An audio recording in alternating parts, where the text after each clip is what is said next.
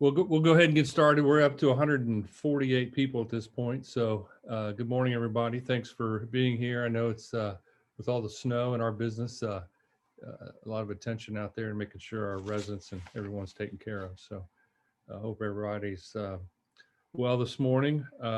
Thanks for being here again. So we want to go through a few of the details. First, we have a few save the date kind of things that we want to go through, make sure to remind everybody. First, we're going to have the finance forum that Dave's always a part of and does a great job with Sarah Berman from Bellwether. And that's going to be March the 5th from 8 a.m. to 9 a.m.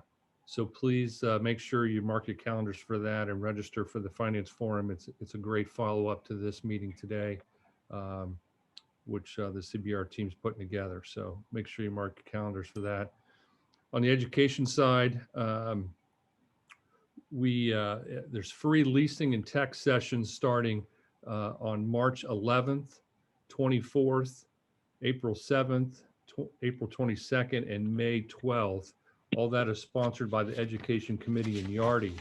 And there's a number of classes that's being covered in there. The new apartment tour, high tech, high touch leasing, powerful conversations in a virtual reality, how renters search, and CRM is customer relations management. So there's some great surveys going on. We also have, it starts tomorrow is a kind of a CAM slam. If you're anybody's last minute interested in joining that, Kaylee, you can contact Kaylee about trying to get into that for the CAM slam starting tomorrow on the 10th. So, or on the, on the 10th. So that'd be quick, but jump onto that. And then lastly, the business exchange.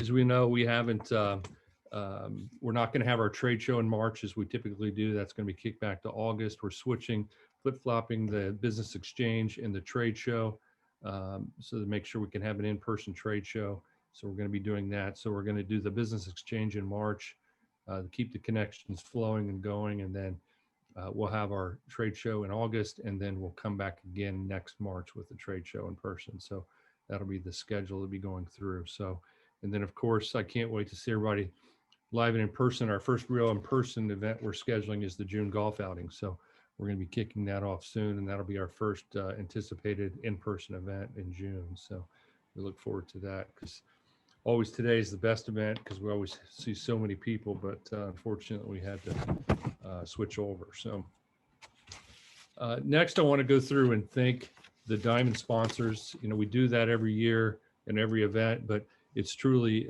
it's a blessing having this group. And I'm going to read the entire group today, including the primary members as well, because they also contribute as well. So as we're going forward. So apartments.com is our first, Callaway Clean Restoration and Remodel, is our new addition for this year. And we thank them for joining.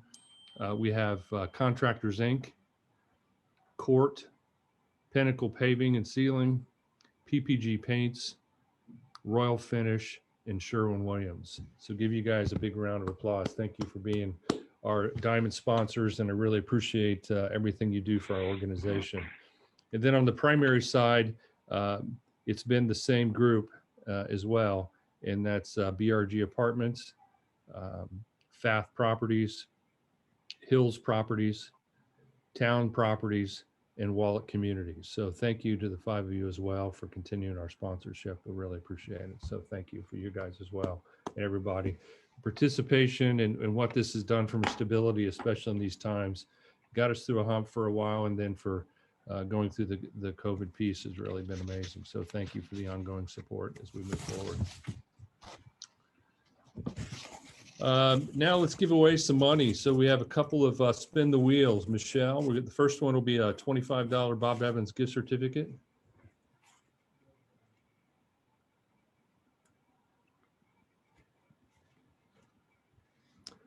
And the winner is, it's nice seeing all those names on the wheel. Hayden Fiedler. Congratulations, $25, Hayden, to Bob Evans. And next, the second one is a BP gas card.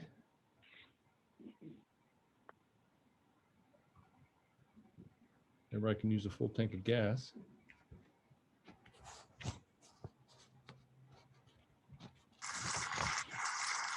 Oh, Mary Ann Taylor. I wonder who that is. Thanks. Congratulations, Mary Ann. Thank you. There you go. So now we're going to move on to, we've got 4 committee reports that we're going to go to. So I'm going to kick off first with Jordan Morgan and the membership committee. Jordan. Thank you, Don. Good morning, everyone. First, I would like to welcome all new and existing members and to say thank you for being part of today's meeting. The association is starting the year out strong, representing over 101,000 units, over 240 associate members, and over 200 primary members. The membership committee will be holding a meeting tomorrow to discuss new and creative ways for potential members to join. So if anyone out there knows of a potential owner or vendor interested in becoming a member, please contact myself, my co-chair Craig Kaufman, or Patty at the association. Short and sweet, thank you. And that concludes the membership report. Wow, great job, Jordan. Thank you very much. I appreciate all you guys are doing. Next, outreach, Mr. March. Good morning, everybody. As you know, Mr. Bruner, nothing I do is short and sweet. So good job, Jordan. The 5K for rent is scheduled for April 10th down at Friendship Park at 9 a.m. Due to coronavirus, the committee will be meeting on Thursday and discussing potentially an alternative date just to be safe, potentially July 24 or 31. But we will be following up with everybody related to that and let you know as soon as we know more. I want to thank Cincinnati Coin and Joe Michelle again for always being the primary sponsor of this event. Joe has been so supportive of outreach and the work we do. I'd like to thank Justin Seeger for chairing the outreach 5K for rent this year. Justin's our newest member of the outreach board and stepped right up. So Justin, thank you. I see you on the screen. I ask everybody to please consider sponsoring and supporting this event. There are 3 sponsor levels. There's a gold sponsor for $1,000, silver sponsor for $500, and then a bronze sponsor for $350. So when the phone rings or the email comes, please don't avoid it. Please step up and help us. We've got to raise about $37,000 this year to meet our budget and total income. This has really been a great effort for everybody. Also would encourage companies to support their team members by paying, maybe for their entrance, maybe them and a spouse or loved one. Total income in 2020, just to give you an update, we crossed the 350,000 level, which was a record. It allowed us to provide a lot of extra support beyond what was budgeted. 150,000 in rent assistance, 70,000 to the food pantries. And then of course we had back to school event, scholarships, emergency fund, etc. I just want to remind everybody that if you have renters in need, please go to our partners, particularly the Free Store Food Bank. They do not turn anybody away. Please know that resource is available. Also, you can go to gcnk.org and click under resources. And Charles and the team there have been doing a great job of updating as new government monies become available, again, to help out your residents in need. It helps you as well. So that concludes my report. Thanks. Dave, look forward to your remarks. Thanks. Thank you, Jeff. Thanks, Jeff. Legislative Committee, Justin Bryan. I'm not sure who wants to go first. I can go ahead and start in Kentucky. In Kentucky legislative news, Senate Bill 11, which makes criminal the damaging of rental property, has passed through the House with a vote of 28 to 8. It was passed on the House February 4th. We will continue to lobby for the passage of this bill with our local legislators. The hope is to get it passed soon so there'll be enough time to override any veto that the governor puts on it. Last year in 2020, we did get the bill passed, but the governor vetoed the bill at the end and there wasn't enough time to override it. We are hoping in the short term to educate the governor on the importance of this bill and how it helps the landlords and how it is not punitive for people struggling to pay rent due to COVID or other job losses. The other major issue in Kentucky is the distribution of the $297 million in rental assistance that the state is receiving from the federal government. We are working hand in hand with the Apartment Association of Kentucky on educating the governor on a reasonable way to distribute the money so the landlords are not penalized. The first round of COVID money, which was received from the state of Kentucky from the federal government, was given out through the Kentucky Healthy at Home program and required the landlords to take a haircut on the amount owed, give up all of our late fees, and modify their leases moving forward. Everyone recognizes the needs for rental assistance. We are, however, working to make sure it gets in the hands of landlords in an equitable way without penalty. So that concludes my report for Kentucky. Thanks, Thanks, Brian.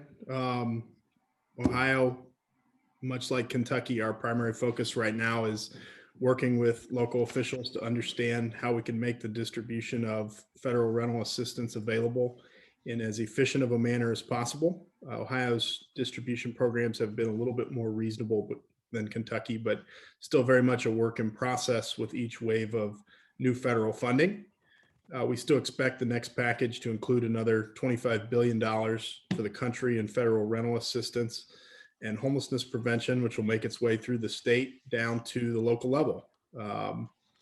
Also sounds like any future extension of the federal eviction moratorium will happen through executive order by President Biden and not be part of any upcoming stimulus package. As I mentioned last month, we continue to monitor and try to make sense of the growing number of candidates that are interested in the mayoral and city council races. It seems like a new candidate emerges every week. In other city of Cincinnati news, the rental inspection program registration deadline was last October.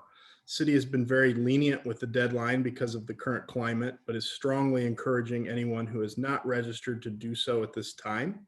You can find the link to register and some FAQ documents on the association's website. We continue to monitor upcoming legislation coming out of Columbus, and the Political Action Committee is working on hosting a small event with Congressman Wenstrup in March. I'll say the same thing I say every time I do this. Please continue to share any and all eviction court experiences, as well as rental assistance success stories. GCNK website and team is a great resource for any legislative questions that you may have.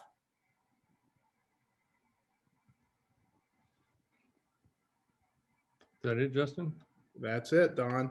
Great job. You guys do a fantastic job in the climate we're in now. It's really important. And anybody that wants to join the legislative committee, we have our meeting on Thursday morning at 8:30.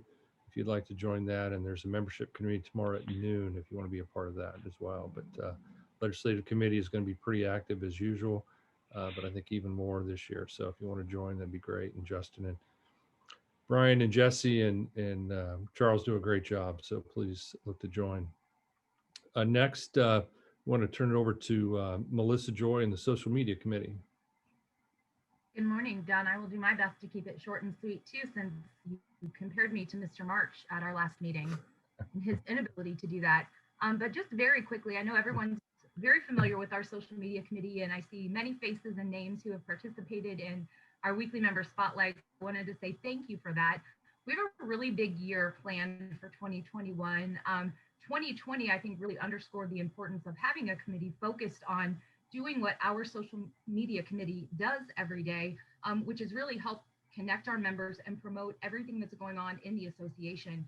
Hearing Justin speak about the legislative issues going on, and Brian also brought to light the need for us to share information in real time. We know that our committee and Charles is working hard to share information. Mark is getting information at the national level. And when we can push that out to our members through the platforms on social media, it's just a really great way for everyone to stay informed, stay connected, to share experiences. In addition to all the fun things that we do, like interviews and spotlights and things like that. Our primary platform right now is Facebook, and Instagram is a close second. If you do not like and follow us on those platforms, we really encourage you to do so. It helps to promote things like our outreach efforts. And we're really excited for 2021 to share some changes that are going to be made in the scheduling. We're interviewing not only individual members, but we're really focused on promoting some of the CEOs and presidents. I hope you all got to watch last week. We interviewed Dan Schimberg with Uptown, which was a great interview, and I got a lot of really positive feedback about that. If you would like to invite your CEO, president, if an owner is on this call and wants to join that initiative, we would love to spotlight you and share a little bit about your experience in this industry and with the GCNKAA. And then also, we are going to be interviewing the food banks that are supported through our apartment association outreach. Susan Peck helped connect me with all of the food banks, and they're all scheduled to be interviewed in the next couple of months. So very excited about that, just to show the community what we do as an industry and what we do as an association to give back to our community. Our next committee meeting is Tuesday, February 23rd at 9 a.m. We are meeting via Zoom. Everyone is invited. We had our biggest meeting of the last 2 years that the committee has been in existence last year. So it's a really great way to get involved, to share your ideas. And whether you can join or not, Carrie Riley and I are the co-chairs, and we would welcome any feedback that you have, constructive or otherwise. We want to be a resource for you, and we want to promote, again, everything that's going on in the association. Thanks. And this is my favorite event of the year, so I'm going to stop talking so we can get to Mr. Lockard. Thanks, Melissa. Great job. You guys have done a great job bringing light to our association. So just to remind everybody, you're on mute at this point, and will be through Dave's presentation.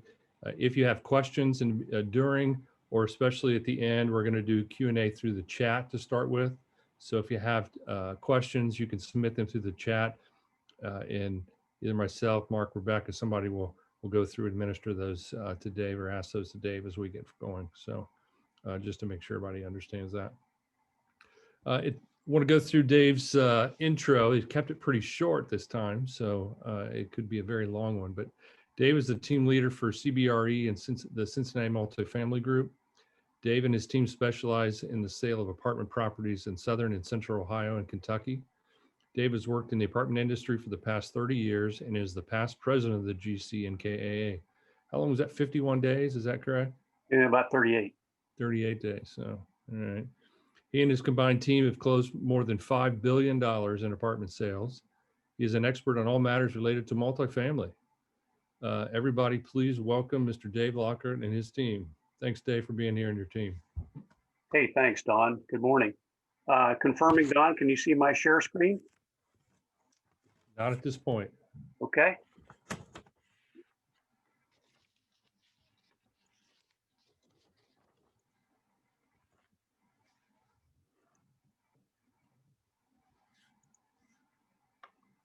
Here we go, bud. How about Good. that? Okay. Yes, sir. Hey, good morning, everyone. I was reminiscing with Michelle Klusman last week about when this program started, when I first started doing the state of the industry. It was actually, first year was 1998. About 75 people in the Radisson Riverfront. Come a long way since then, from the Radisson Riverfront to the Newport Syndicate to the Oasis. And I remember thinking at the Oasis, where do we go from here? Where do we go? We go virtual. We go global. So, hey, good morning to everyone in Auckland, New Zealand. It's 3:15 a.m. in Auckland.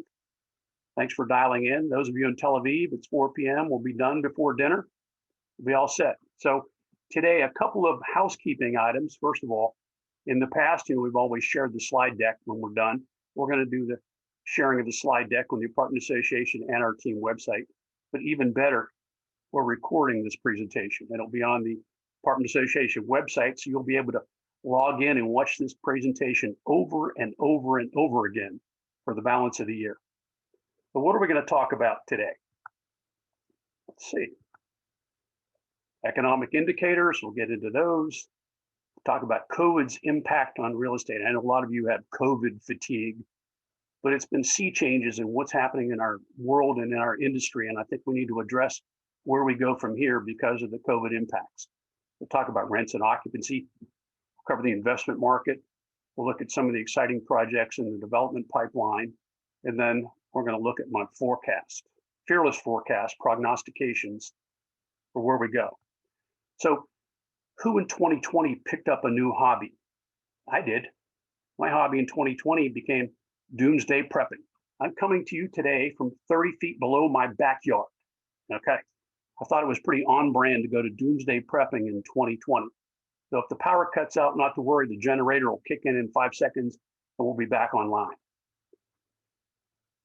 It seemed like for the last 8 or 9 years, I kept saying in this report, what's going on? Where do we go? What does last year look like? What's the future bring? And it was onward and upward, onward and upward.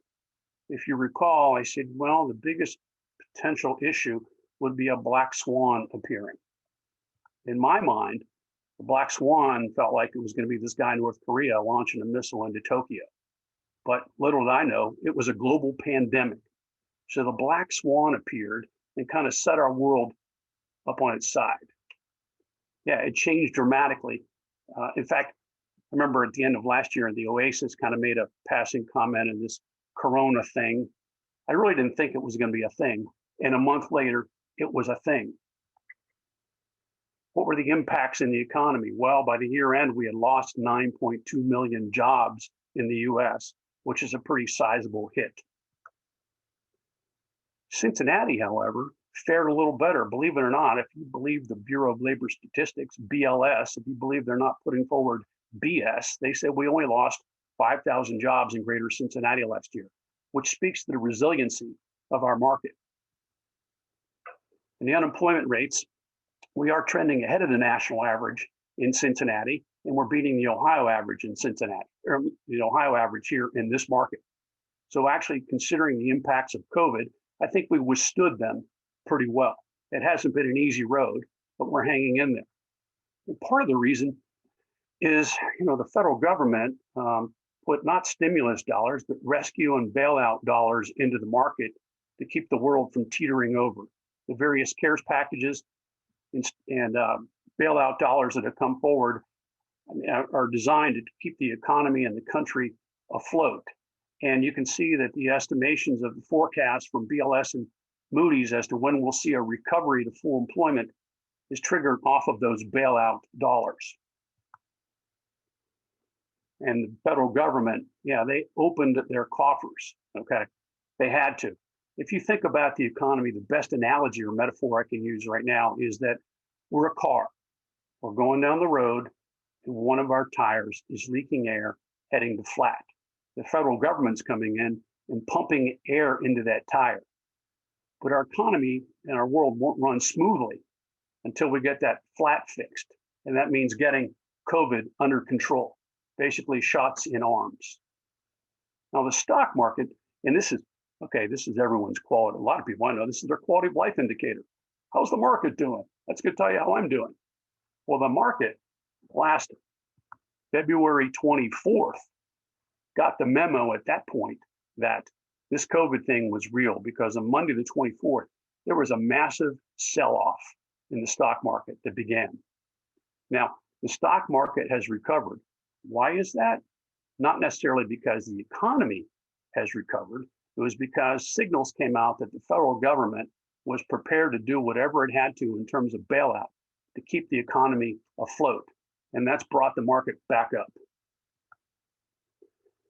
Probably a better indicator of how the economy was doing last year is GDP, gross domestic product. As you can see, GDP declined 3.5%, which is a pretty significant hit.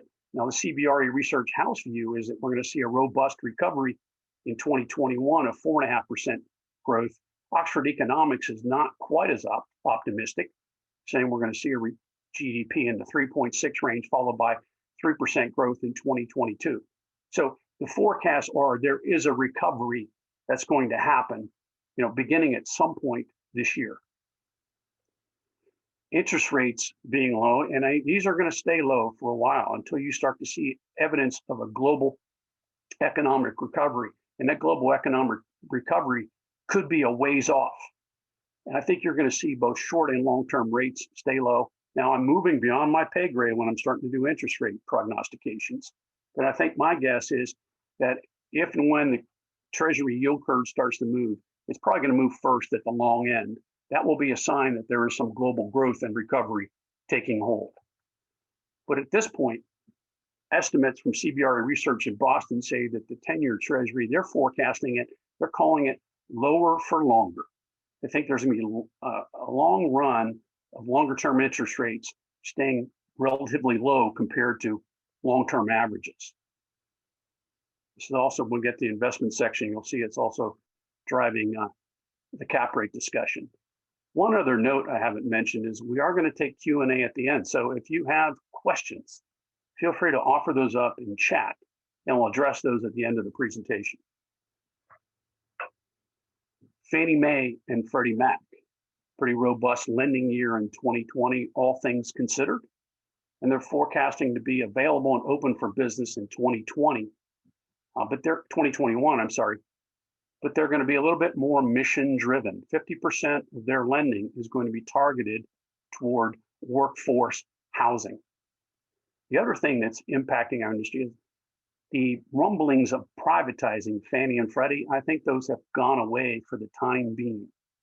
Reason being is there's a lot to fix in the US right now, and Fannie and Freddie aren't at the top of the list in terms of being broken. So the privatization discussions have moved to the background. How about on the demand side in multifamily? What are the headwinds and what are the tailwinds? And one of the headwinds is demographically, this cohort that's 24 to 35 years old, as they age, they're being replaced by a smaller cohort of current 15 to 24-year-olds. Also, millennials are aging right now, and this is when they're moving into their 30s and likely to move toward maybe perhaps home buying. And immigration in 2019 and 2020 were the lowest levels in 30 years in the US. So those are the headwinds that we're facing.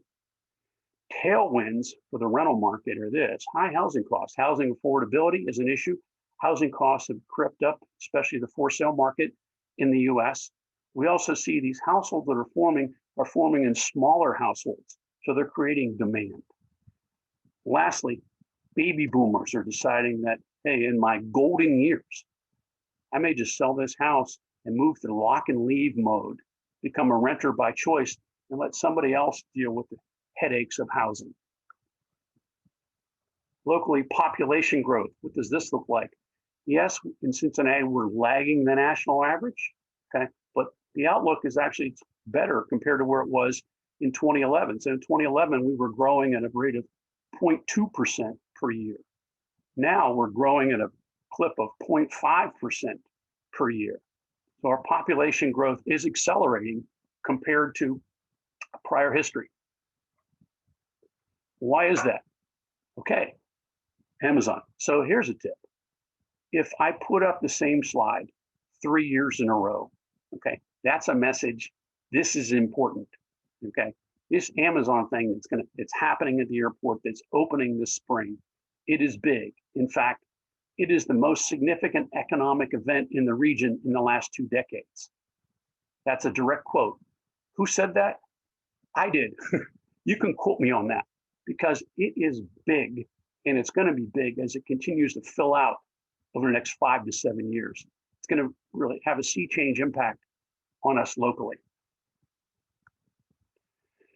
So I know you have COVID fatigue, but I think it's important that we talk about maybe not as much what happened and rehash yesterday's news, but also I think it's more important we talk about where do we go from here? Because there are going to be far-reaching impacts on our world and on our industry. So what happened because of COVID? Well, we have acceleration of trend, enhanced technology adoption. Have you heard of Zoom, Microsoft Teams, Google Meet?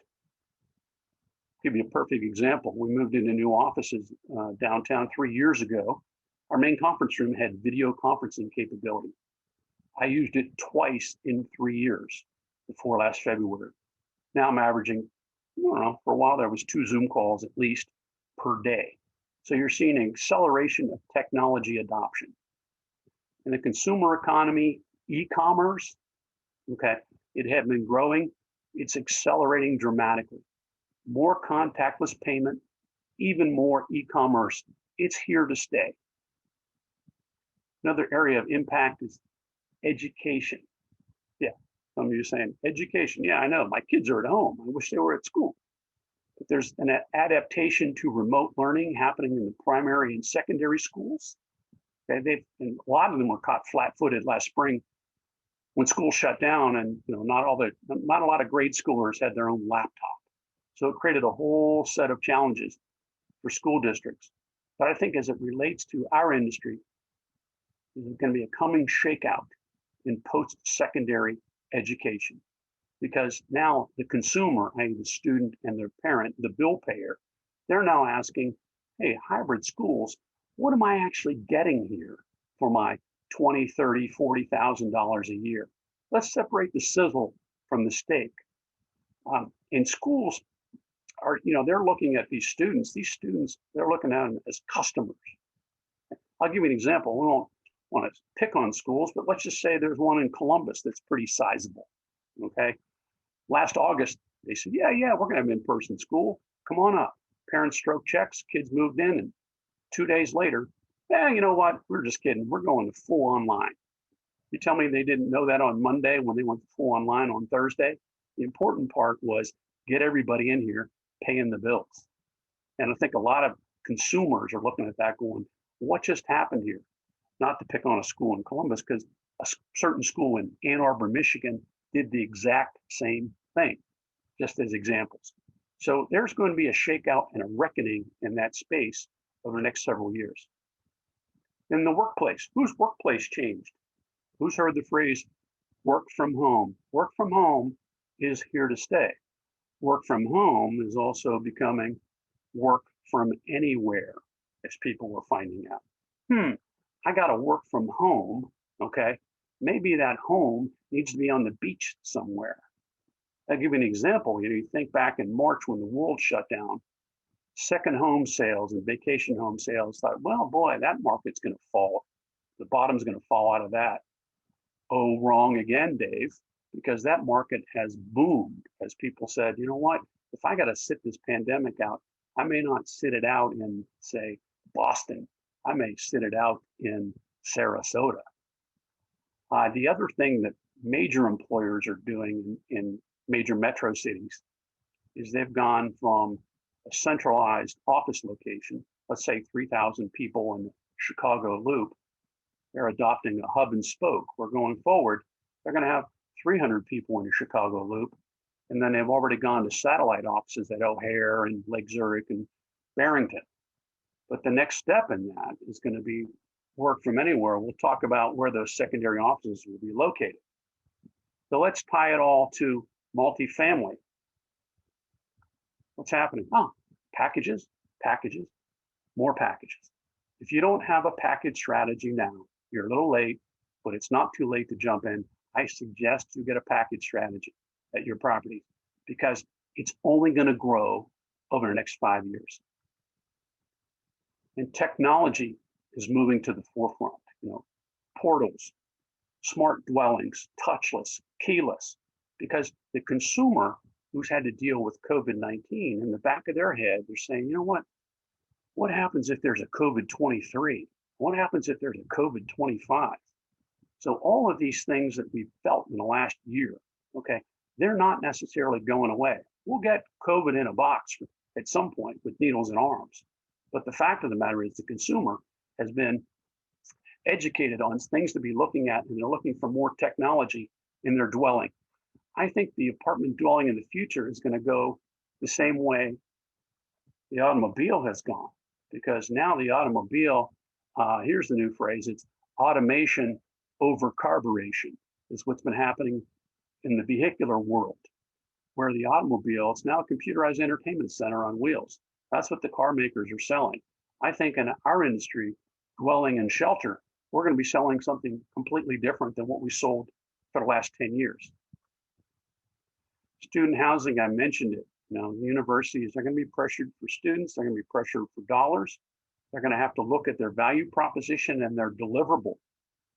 If you have a kid who's maybe approaching college age, and one thing you're going to want to look at is what is the economic health and viability of this university?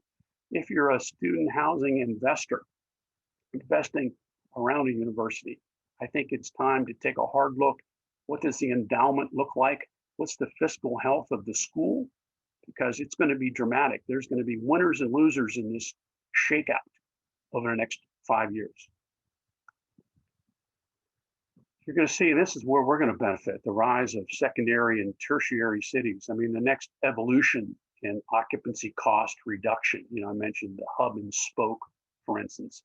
But a lot of employers in high cost cities are looking at this and saying, hey, you know what? My spoke, instead of it being out in the Chicago suburbs, maybe that satellite office can be in Milwaukee and Grand Rapids, because I may not have to pay my people as much to have the same caliber and quality of living. I can put some divisions in some of these secondary and tertiary cities and same headcount and cut my payroll costs. So that calculation is going on across the country. And for the time being, public and shared transit, a little less desirable. Why, you say? Well, just imagine getting onto the L for a 40-minute ride shoulder to shoulder with someone breathing on the back of your neck right now. I don't care how many masks they're wearing, doesn't feel good. Then you get downtown to your building lobby where there's 1,500 people aggregated waiting for temperature checks and wellness checks before they get on the elevator. Just not happening. So what's happening now is housing and jobs need to be closer together. That's a macro trend, and that's not going to change in the next 5 to 7 years. I want to touch on a few other impacts of COVID. I mean, you're going to have to look at and mention the federal government's opened the coffers. Okay. State and local budgets are going to be under a lot of strain, as are school districts over the next few years. So be aware of this. I mean, the city of Cincinnati thought they had their pension situation figured out, and they're probably going to reopen that whole negotiation because of the actuarial impacts of COVID. Now, who didn't think they're going to get on this presentation today and see Maslow's hierarchy of needs? Yeah, of course we are. Because I think that COVID made a lot of people think about, hey, what's really important in life? And this is where we take a minute. And I think I want to congratulate everyone in the industry, because our industry banded together and delivered something very important to people on their hierarchy of needs. That word on the second level there, shelter. Okay, we provided basic human need. And a lot of our people, a lot of us, were essential workers, frontline workers. In the definition of essential worker, the maintenance guy who goes in and fixes units in the middle of a pandemic, the leasing, the on-site staff, the managers who've dealt with a lot of issue and crisis throughout this whole thing. So I think everyone on this call needs to take a minute and say, hey, we did some real good things last year. We did well considering what we were addressing. And by the way, anyone who self-actualized last year in 2020, I'm wondering how, because it didn't strike me as a self-actualizing year. But congratulations if you did. The other thing on the hierarchy of needs is we should really start to look at basic fundamental needs is this. What's at the root of all of our needs? Got to have Wi-Fi. I mean, Wi-Fi is at the root of everything. Yeah, you didn't have Wi-Fi, you were in trouble last year. Housing in the US, I mean, anyone who was thinking about buying a house last year in 2020, it appears they did, because housing jumped dramatically. 14% volume increase, 15% pricing increase across the US, and the local numbers in Cincinnati mirrored this almost identically, 13 and 14% growth in the Cincinnati MSA. So we were right on trend for the US. We talked about commute to work and the impact. What happened? A lot of employers were reluctant to do work from home because they thought, you know what, if people are here under my eyeball, they're not going to be productive. And by necessity, forced to send all their people home. And they found out, you know what? Yeah, there's a few slackers. Productivity didn't decline as much as we expected. And going forward, you're going to see more hybrid work arrangements in the white collar space compared to what you did in the last 10 years. That trend is here to stay. And we talked about universities, student debt. I mean, this is something that is going to undergo a pretty dramatic shift, I think, in the next 10 years, because I mentioned earlier, separating the sizzle from the steak. Let's talk about the law of unintended consequences. A number of years ago, the federal government said, hey, let's get involved here and help these kids that may not be able to afford college. Let's backstop their borrowing capability. And suddenly, university looked at an 18-year-old kid whose job was at Dairy Queen and said, hey, they're bankable for $100,000 because of the federal government. And they looked at those consumers and said, how do we get them in here? Do we improve our educational offerings? Maybe. Do we add sushi bar to the dining hall and rock climbing walls and fitness centers? Yeah, we sure do, because we want those consumers coming to our door. Do we want to, promote some sizzle? Yeah, and it worked. Look at student loan debt. 2020, it's quadrupled compared to 2004. Okay, if you don't think the sizzle works, I mean, I'll just pick a school like, let's say, a Clemson, for instance. Have you heard of them recently? Okay, have they elevated their educational offerings? Maybe. I haven't studied it closely, but I do know that they've increased their enrollment from 19,500 kids 10 years ago to 25,000 kids today. So unless they open some new school of architecture, I'm going to say maybe there are some sizzle factors that jump their enrollment 25%. This challenging thing here on that student loan debt is that 40% of these student borrowers walked out of there with debt and no diploma. So look for this to change over the next 10 years. rents and occupancy. Let's talk about, first of all, what happened across the US. Well, guess what? Vacancy went up a tick last year, okay, as to be expected in a global pandemic. And effective rents dropped last year. No surprise there. You know, rents fell 3.3% quarter over quarter in Q3, which is, you know, very different because typically Q3 in our business is a strong rent growth quarter. So this is no surprise to those of you on the call that rents took a hit as we lost 9.2 million jobs.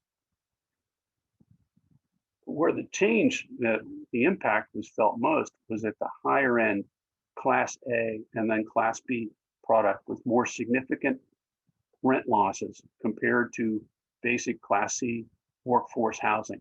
So the struggle was in the higher end product across the country. And a lot of that was the most expensive markets in the US. The other breakpoint was comparison of urban and suburban. So you're going to probably heard it a lot. I mean, there's some challenges in all these urban cores because the main employers are shut down. The amenities are closed, the theaters, the restaurants, the sporting venues. But I'm going to tell you that in terms of macro trend, urban is wounded, but not dead. As we start to recover from COVID, I think that the urban cores are going to lead the renaissance and rebirth because all the factors that were there in the last 20 years that drove the urban renaissance, okay, those factors will return.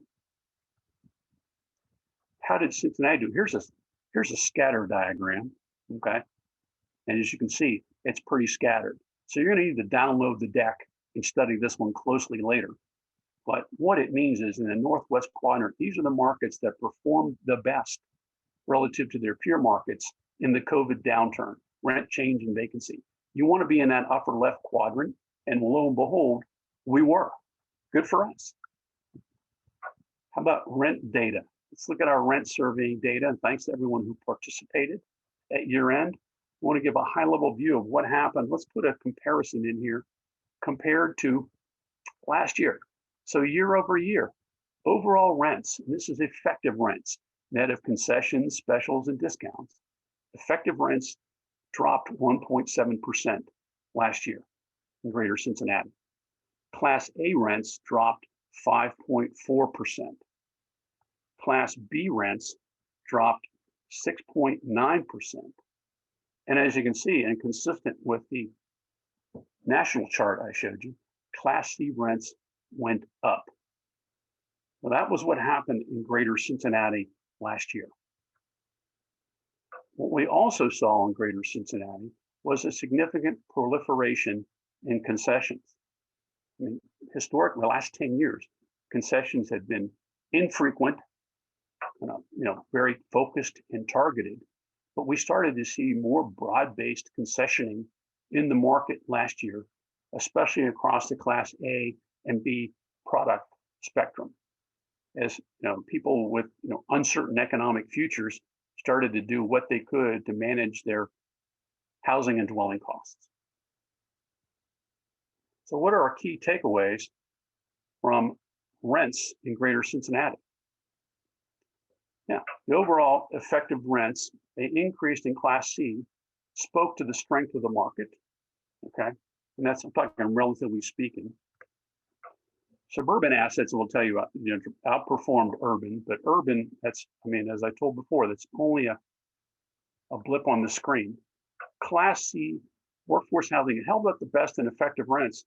The question is, for how long will it continue that trend? I think it's going to continue until we actually have a recovery, because we're going to start to see more, bailout dollars coming from the federal government to keep the underpinnings of the economy going. Yeah, the heavy concessions appear for the first time in 10 years. I think those are going to continue probably at least through the first half of this year until we start to see some robust recovery on a national level. Now, let's talk about the investment market.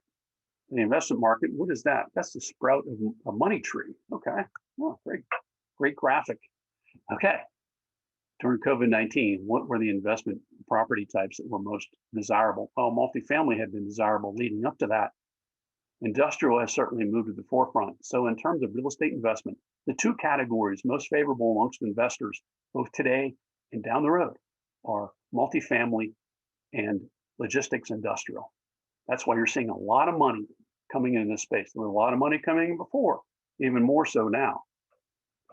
Last year, transactions across the country were down 28%.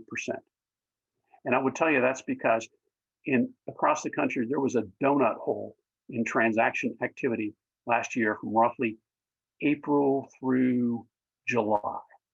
Okay, deals got done in the first quarter that were spillovers or in process from 2019. Then there was a significant pause in the market while investors tried to figure out, hey, who was going to be able to pay rent, who was going to be able to look at properties, were these things, could we get lenders, appraisers, and inspectors out there to transact? And after a few months, started to figure out, yes, that was the case. So the market started to kick in then late summer and put up a pretty solid rally in the third and fourth quarters of 2020, but we're still down 28%.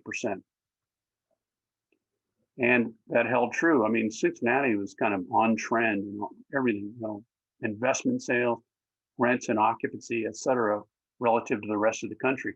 Look, the rest of the country was down 28%. We were down 23% in terms of total consideration last year. And then again, that was that second quarter donut hole. Out-of-state buyers, they were still in the market. They did slightly less than half of the transactions went to out-of-market investors.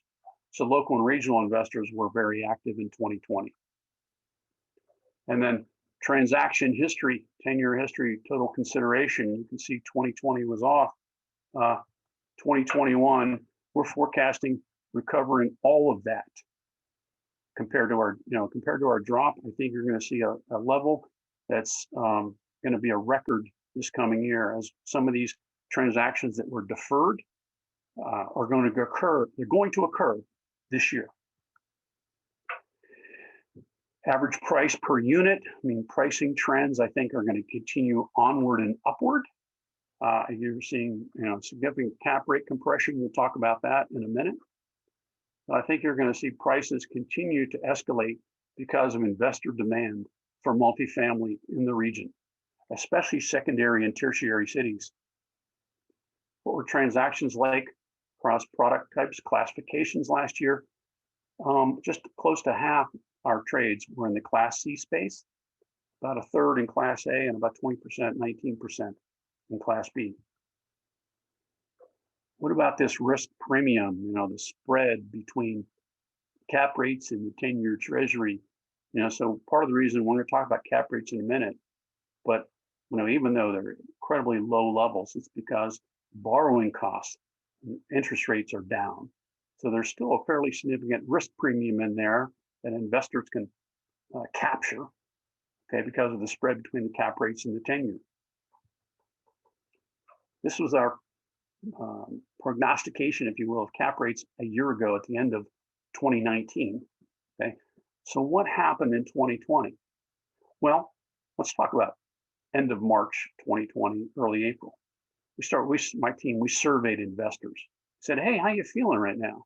And what do you think cap rates are going to look like in September? And the answers are coming back. Man, they're going to be a point higher. They're going to be a 1.5 higher. They're going up, up, up, because we think the world is shutting down. That was in March. Okay. By September, everything's fine. We're good to go. And there's capital chasing deals. So believe it or not, compared to last March, cap rates actually compressed even further because of the investor demand for product in our markets. And this is consistent across the Midwest. The development pipeline. Let's talk about some of the exciting projects that are occurring. First of all, we'll look at national trends in terms of building. You know what? This slide, this doesn't excite me. You can study it at home later on. Let's move here. We have construction pipeline in the US. The numbers are up in the last decade, but again, they don't rival the building boom of the 70s and 80s. So I think that, relatively speaking, oversupply doesn't feel like an issue. There'll be select pockets of softness in the US, but I think that long term, there's a need for a replenishment and refresh of the housing stock. Completion and net absorptions. Here's a forecast from CBRE Research, Econometric Advisors. I think you're going to see a little bit of their forecasting, a little softer absorption, okay, in 2020 to 2029. But we think that it doesn't look like there's going to be a massive imbalance. The other thing that's happening is there's been a little bit of a slowing in development in downtown cores. I mean, they were leading the development charge, you know, from 2010 to 2019. So there's a little bit of a slowing in those categories. How about locally? What do we see coming in our pipeline? We track development projects as they're announced. And then in discussions with developers, we get a feel for their delivery schedules and when they're bringing these in. So the last several years, we've said roughly, we're looking at about 7,200 units to be delivered over the forward-looking 3 years. That number's up a little bit. If we look at our forecast now, we're north of 8,000 units. So we see, you know, an increase in the development pipeline, you know, still not to a level of Columbus or Indianapolis that are in that 11 and 12,000 unit range, but our development pipeline is up. Now you might say, it doesn't feel good in a pandemic. You have to understand these projects take a lot of time from putting spade in the ground and moving the site work to actually renting units. So our feeling is in our team that we're going to absorb those units. I mean, I think the first half of this year is still going to be a challenge, you know, as we deal with COVID and the impacts. But by the second half of the year, I think we're going to see a recovery and pretty robust absorption going forward. Let's talk about some of the projects that are underway and exciting. So CMC is doing North Broadway in Lebanon. They're going to first deliveries in spring of 2022. So this is on the heels of, you know, it's kind of interesting. They did Riverwalk Flats in Milford near the bike trail and near downtown. Then they went to Lebanon, then they went to Loveland and did Loveland Station near the bike trail and then downtown. And now they're in Lebanon, near downtown Lebanon on the bike trail. So they have a mixed use component in here. So by the way, we're going to go north and work our way south. PLK completed Alexander Point, had a really strong lease up in Mainville, heavy concentration of 2 and 3 bedroom styles. So that property was done in December of 2020, and they're right at about stabilization. So really good lease up for suburban product in Mainville. Clock Tower. Hills is doing 326 units in Westchester. 1 studio, 1 and 2 bedroom units, luxury. And it kind of follows their plan that had a lot of success with Palmera, for instance. So they're continuing in Westchester. It'll be walkable to local businesses in the center of Westchester. Highly amenitized, elevators, rooftop terrace, et cetera, et cetera. And they're also doing Vantage at ATC near Anderson Town Center, hence the ATC. 1 and 2 bedroom styles, in-building parking. They're going to have state-of-the-art fitness. There's going to be a yoga studio there. Again, luxury product to the renter by choice, highly amenitized. PLK, Gentry East and Union Township. Okay. They looked at what they did at Alexander Point, had a lot of success with 2 and 3 bedrooms. So their unit mix here in Gentry East is 2 and 3 bedrooms. In fact, they have 48 3 bedrooms. Completion expected at the end of the year, and site work is currently underway. PLK is also doing the Jameson. I mean, one of their buildings is actually one of the oldest buildings in Cincinnati at this property that they're preserving, I think the Carriage House. Their first deliveries, the Jameson, are coming in March. They'll have full delivery by year end in Madisonville. PLK is also doing Factory 52. This is the former US playing card site in Norwood. I actually toured that site when US playing card was moving out. I think, 11 years ago. Let's find that. I just hit my mouse because I was reaching for a prop. I don't know if you can see this, but I toured US playing card as they were moving out. They wanted my thoughts on whether or not I thought it would be a great multifamily site. I said, yes, it will be a great multifamily site in 10 or 11 years, which it's a great site now. And it's going to be mixed use. You're going to have a brewery, food innovation hall. They're going to have retail, and they're going to preserve some of the historic elements of the property at Factory 52.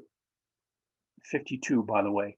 There are 52 cards in a deck. If you're wondering, the address is not 52. It's 52 cards in a deck. Okay. Graphite Oakley Hills, building luxury in Oakley. Oakley's been booming for the last 10 years, and that momentum is not going to change. First deliveries in Q1 of 23. They're going to have underbuilding garage, elevator and access, and they're going to be targeting the renter by choice. 316 units, 1 and 2 bedrooms, garden style. So excited to see that. R2 Partners is building in Columbia, Tusculum. This is a luxury boutique project, 62 luxury units. It's going to be walkable to the precinct, Starbucks, etc. You're going to have you're going to have private parking, covered parking, and ultimately, too, when that Ohio River Trail gets done from downtown connecting to Lunken, this property is well positioned to take advantage of that. POK is doing also more development in the city of Cincinnati, doing 2 projects in Northside. They own Gantry. They're filling in now with Vandalia and Cooper, combined 94 units, completing a year from now. And they're going to weave these buildings into the existing fabric of the neighborhood. They're going to keep existing buildings and build the new around it. So excited to see that happen in Northside. Uptown Rental Properties is doing their Bigelow Street project in Mount Auburn. This is on the top of the hill. The views are extraordinary. So I've been up there. The views at ground level are extraordinary. Now imagine the views 3, 4, and 5 stories in the air. The panoramic views from the top of Mount Auburn are going to be remarkable. So they're underway. Their delivery will be spring of 2023. Millhouse is doing artistry on the river. This was the former Gregory Center site that at one point was going to be condominiums in about 2007. That didn't happen. That site has laid fallow for the last 12 or 13 years. Millhouse is coming out of the ground now with artistry. And they're going to have artist studios, they're going to have maker space, they're going to have 2-story fitness center, luxury, highly amenitized on the riverfront. It's also directly next to a pedestrian Purple People Bridge. So it's a 2-minute walk across the bridge to Newport and the Levee, where North American Properties is making a sizable investment in repositioning that amenity. The John R. Green Lofts, pop over to Main Strasse and take a look. It's, they're pretty close. Their first deliveries are going to be spring. They're building luxury. They're building top-end, high-end finishes. You have green space, rooftop pool, amenity decks. It's pretty exciting. The other one is the fitness mirror. Have you seen those yet? You can get in front of the mirror and be led through your workout. I mean, they're pretty remarkable. Every once in a while, you see one of these things and go, hey, that's kind of cool. The fitness mirrors are very nifty. So take a look at John R. Green. The Parkway Trails BRG is going to break ground this spring. It's directly across the street from Amazon. So we're excited to see that come out of the ground. And yeah, there'll probably be demand there since there's a 9 million square foot distribution facility across the street. And lastly, but not least, so Arlington Properties did Tapestry on the River. Now they're doing Tapestry Ridge at NKU. And this one, I think, was very clever because around NKU, if you've been to Highland Heights, there's a lot of topo, okay? And this site plan, they built it on the 2 high points on the site. They're connecting the 2 phases with a walking path, and there are 2 separate clubhouses. So very thoughtful and strategic in how they laid the property out with relative to topography. So they're going to have yoga as well. Seen yoga pop up a lot. So, ready for that fearless forecast and prognostication? Yes, yes, Melissa, you ready for it? Okay, she's ready for it. Good. Okay, let's see how I, first of all, the scorecard. How are my 2020 prognostications? Rent increases will average between 3 and 3.5%. Nope, that's a no. 0 for 1. Occupancies will remain between 94 and 95%. Nope, 0 for 2. Sale market will again trade over 500 million. Nope, it was 430. 0 for 3. Development pipeline will slow slightly due to increased cost to build. Well, we went from 7,200 to 8,200 units. So let's see, I'm 0 for 4. Cincinnati Reds will win the Central Division. 0 for 5. Cincinnati Bengals will again win a game in 2020. So I got that right. So 1 for 6. Oh, this last one, this was the money shot. There's a global pandemic underway and the whole world's going to shut down in a month. Remember when I said that? No, actually I didn't. I cheated. I put this in yesterday. I wish I'd called it. I made kind of a tongue-in-cheek reference to, hey, this could all change, if this whole Corona thing turns out to be a something. But it was tongue-in-cheek. Didn't know we were going to be shutting down. So given that batting average, okay, here's the good news, okay? If you get so many wrong in 2020, the law of averages say more of these in 2021 are going to be right. But what's going to happen? Yeah, suburban rents, they're projected to increase, okay? Got that. The urban rents are going to be flat. I think we've taken the shot, we've taken the hit. I think you're going to see flat rents in the urban cores. Suburban occupancies, here's where they're going to range, okay? Urban occupancies are going to struggle. I think there's going to be, some absorption issues in the first half of the year. Again, it's a temporary condition, but I think we're going to be faced with some challenges in 2021. The investment market is going to set a new record in 2021. Write it down, okay? It's going to happen. Absorption of new development projects, okay? It's going to be slow in the first half of the year, then it's going to ramp up, okay? Trust me on that one. And it's all hinging on the gradual reopening of offices in terms of the urban core. And I think you're going to see that as you see more, shots in arms in 2021. This warp speed thing was pretty remarkable that a vaccine was developed in 2021. Normally or 2020, those things take years. It was a remarkable feat of science.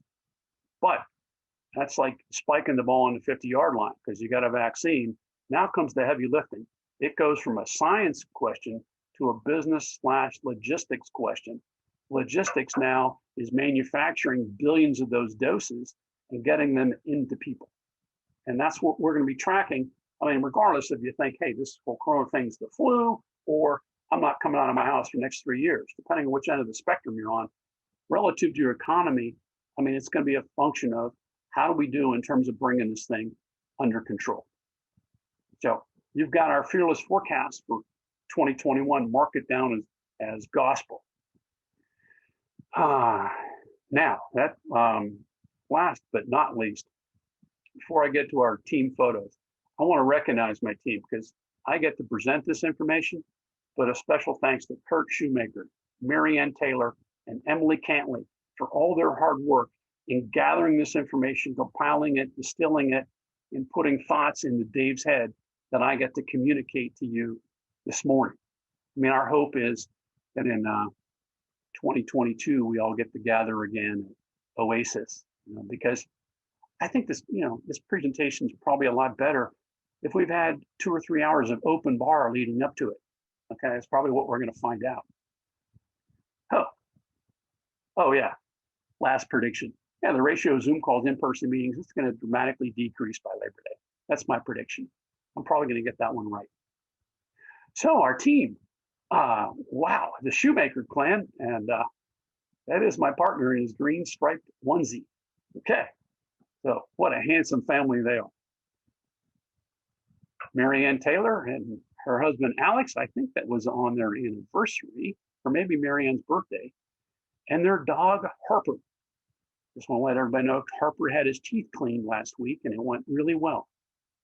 Herky. The Cantley family, okay? No, they haven't grown any further since last year. That with the red mask, that is Santa Claus, okay? So they haven't had an addition to the family. Emily and her husband cavorted off to Mexico and had a little downtime. And oh yeah, they picked up a cat. And then well, my daughter, boy, does time fly, because in the last month, we now have a new licensed driver, which is a whole new level of terrifying. Okay. Fingers crossed there. So she's behind the wheel. Be careful. So thank you, everyone. And as I said earlier, we're going to take, if you want to pose a couple of softball questions, and I'll do my best. You can do that via chat. Do my best to field them. Our team website's in the lower right. You'll be able to download the deck later. The GCNKA will have the deck on their website at some point today. And then we're going to have this thing on an endless video loop that you can log in, and if you need a Dave fix, log in and watch 45 minutes more of Dave all over again. So we'll stand by for any questions, and I'll turn it back over to our host, Dapper Dawn.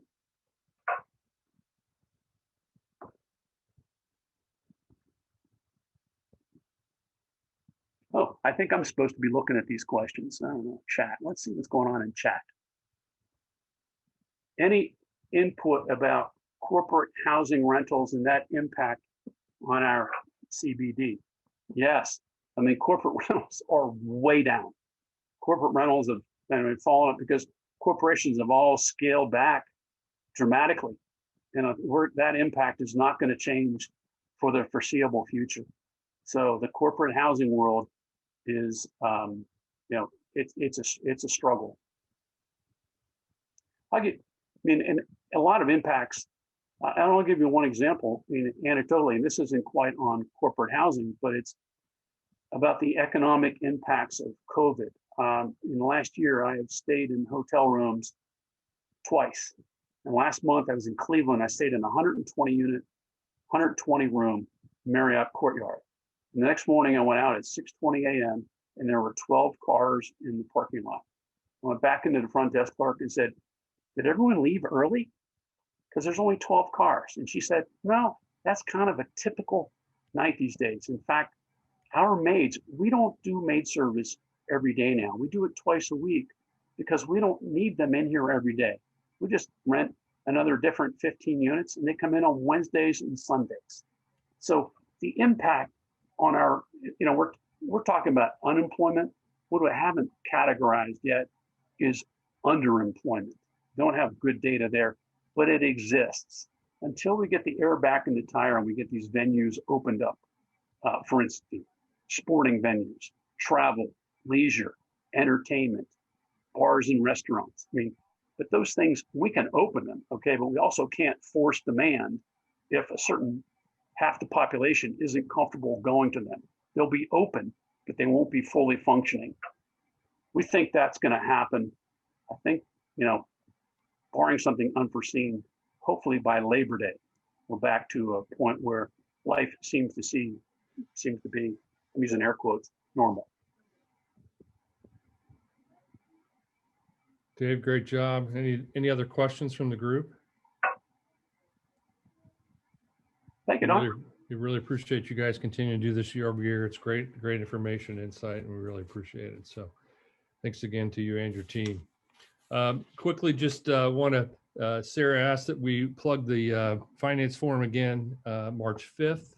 So please make sure you mark your calendars for that on March 5th. I want to quickly thank again the Diamond sponsors, Apartments.com, Callaway, Contractors Inc., Court, Pinnacle, PPG Paints, Royal Finish, Sherwin-Williams, BRG, Fath, Hills, town and Wallach. Thanks again for all your support year over year and for this.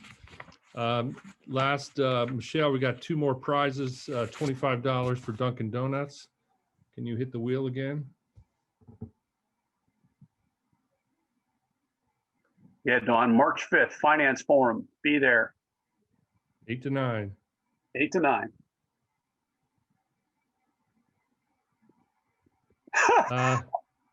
Now spin it again. Dawn. Spin it again.